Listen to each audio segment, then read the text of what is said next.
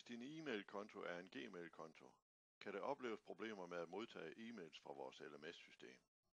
Nogle brugere af Gmail oplever, at de ikke modtager e-mails fra vores LMS-system.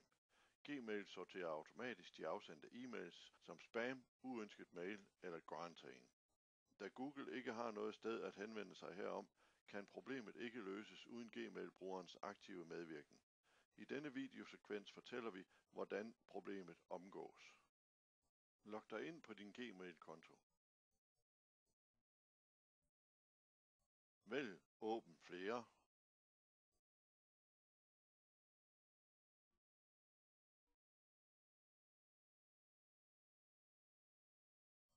Nu kan du se de e-mails, som Gmail har valgt at kalde spam. Kør musen hen over hver enkelt e-mail og marker som ikke uønsket.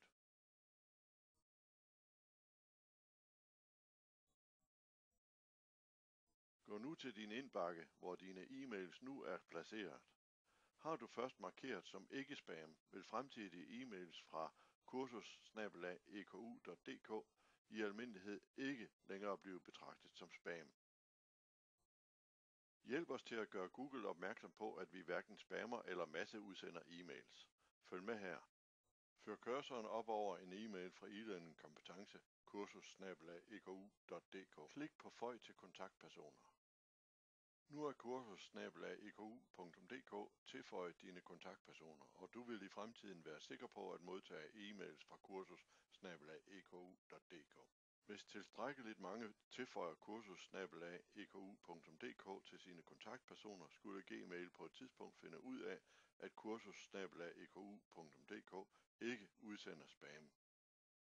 Vi undskylder den ulejlighed, du måtte have haft i forhold til Gmail. Vi kender udelukkende problemet med Gmail-klienter, men der er desværre ikke noget, vi selv kan gøre for at udbedre det. Vi siger tak for hjælpen og ønsker et godt kursus.